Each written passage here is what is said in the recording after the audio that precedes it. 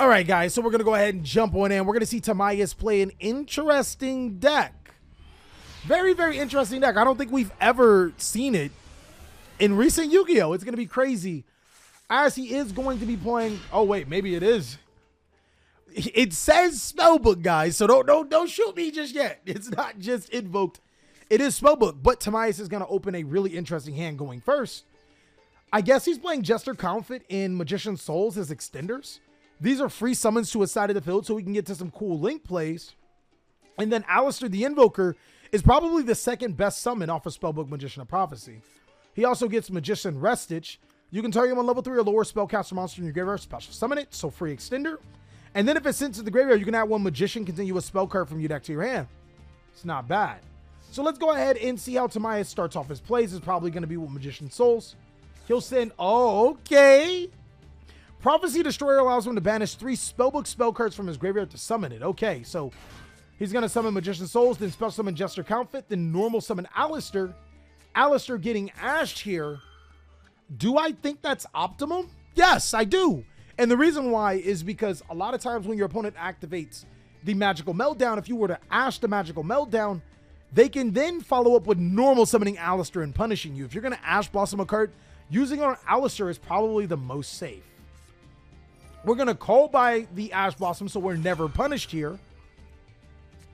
And he's going to effect Veiler. Yo, what is going on? Es no bueno. Mi corazón. Resolving Effect Veiler is going to negate the Alistair. Called by the Grave is going to stop the Ash Blossom. But as you know, Alistair won't be getting Invocation. Now, it really would have been terrible if he had the Invocation anyways, but activating the Call by the Grave shows that he doesn't.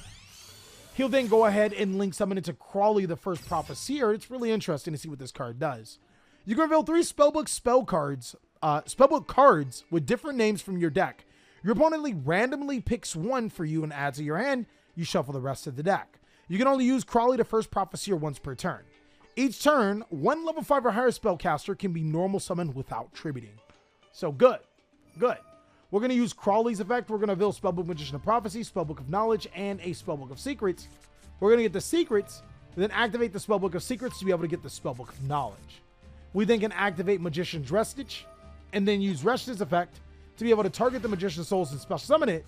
And now Souls will send the Restage to the graveyard to get, yo, pluses.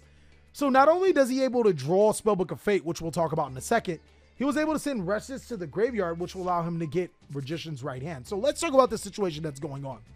So Magician's Right Hand says negate the effect of your opponent's first spell card, meaning that Prisoner is going to need 2 spell cards, and he's already going to start off with 4 cards because he had to use 2 hand traps.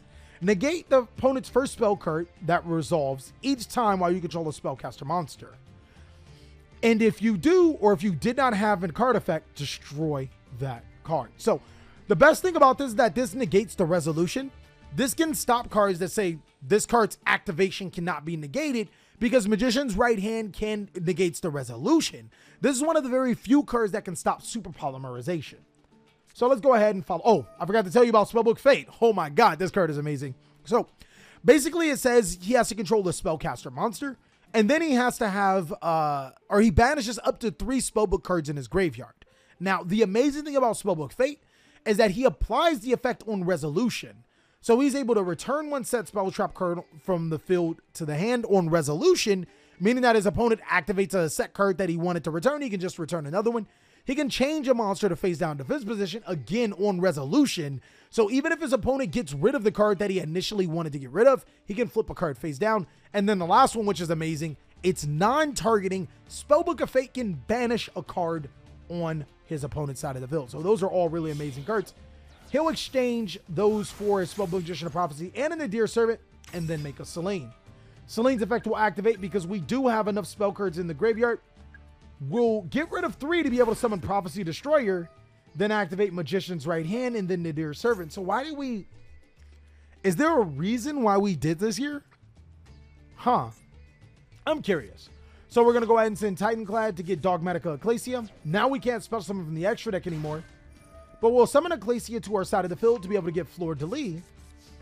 And now we'll set the Fate and end our turn, activating Titanclad to be able to get another Ecclesia.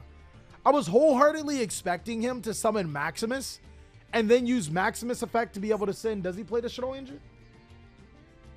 He doesn't play the Shuttle Engine. So he could have wound up with an El Shuttle window had he played Maximus, but he might be scared of what his opponent's doing. So our end board right here is we can negate our opponent's first spell. We have the ability to banish a card on the opponent's side of the field, or flip a card face down, or bounce a spell or trap. And then we also have Fleur de Lis, which can negate a monster. We'll then pass our turn back to Prisoner. Let's see how he can crack this board if he can. Prisoner will start off by normal summoning Exo Sister Stella and then special summoning Dinotherium. We'll special summon Alistair to our side of the field. And then he'll use Stella. We'll chain Fleur de Lis. We'll summon Fleur de Lis to our side of the field, negating the Stella. That'll prevent him from special summoning an Exo Sister monster from his hand. But now he's going to go into an Exceed summon here. Using both Dinotherium and the Stella, he'll make Milky Mommy. And then Milky Mommy will activate its effect to be able to add an Exo Sister spell. Now look, please, Prisoner, if that is the Exo Sister card you want to activate, please find another way right now. As Timaeus has quite the few spellcasters on the field. It ain't going to work out. Please don't do it. He's then going to use Milcaeus to be able to get rid of the right hand, then follow up with Fusion Destiny. We're going to change Spellbook Fate here. Huh? Why did we do that? Flip a monster face down. Okay, so Prisoner's then going to go ahead and use Exo Sister Armament. Target one Exo Sister monster you control. Special summon one Exo Sister Exceed monster from your extra deck with a different name by using cards you control. I guess we were going to chain this anyways, because Fusion Destiny will lock us into Dark Hero monster special summon for the rest of the turn. So let's see what's going on. Prisoner will use Exo Sister Milkus for an Exceed summon. We'll make Asophil cannot be destroyed by activated effects of monster spell summon from the graveyard. Once per turn, if an Exceed monster is summoned using Exo Sister monster as material, neither player can activate card effects in the graveyard this turn. You can detach one material from this card, then target one monster your opponent controls, return it to the hand. I don't think that's that powerful. But we'll flip it face down with Spellbook of Fate. And Prisoner will be able to summon Destiny Hero Destroyer, Phoenix Enforcer. This does prevent the Exceed monster from activating, but Phoenix Enforcer will attack into the Artemis Gear. And then he'll use his effect to destroy the Fleur de Lis. So, Prisoner's going to wind up with one card face down and the Phoenix Enforcer back to his side of the field. It's up to Timaeus to be able to break that. He's going to draw a Magical Meltdown here. Going into main phase, he'll normal summon Spellbook Magician of Prophecy. Interesting, he doesn't use the Meltdown. And then he's going to make another Crawley. We'll make Crawley the first Prophecyr here, using its effect to fetch more Spellbook cards. I'm curious. Fate, Knowledge, Masters. Okay, so we get 2 free Spellbook cards. We'll get the Spellbook of Fate immediately. And then activate Spellbook of Masters. We'll reveal the Fate to possibly get Knowledge here. Huh, okay. We'll then use Spellbook of Knowledge to send the Ecclesia to draw 2 cards. And then Magical Meltdown will activate. Our opponent's going to use the Phoenix Enforcer here. Yo, do you not see this card? I know you didn't, because obviously you didn't know what we drew, but never punish. We'll chain Spellbook of Fate on top of that to banish the Destiny Hero Destroyer Phoenix Enforcer. And our opponent will chain Exo Sister Vadis. We'll use the Ash Blossom on the Exo Sister Vadis, so this is going to be a game. This is going to prevent Prisoner from being able to summon 2 monsters and potentially Exceed summon. And then our Spellbook of Fate will banish the Destiny Hero Phoenix Enforcer, which of course gives us complete control over the game, allowing us to take over. The Spellbook strategy is a grind-based deck that can definitely take over the game if you allow it. Spellbook Fate is one of the most powerful cards ever printed in Yu-Gi-Oh!, as it can banish monsters on the field non-targeting or flip them face down.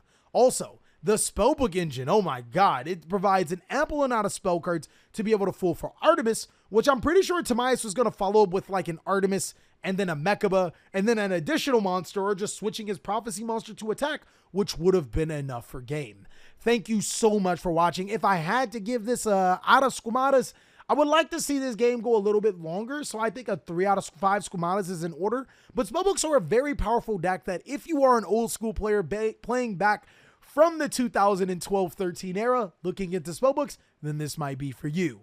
I hope you guys enjoyed the video. Go ahead and check out these videos for more Master Duel content, as I'll catch you on the next one.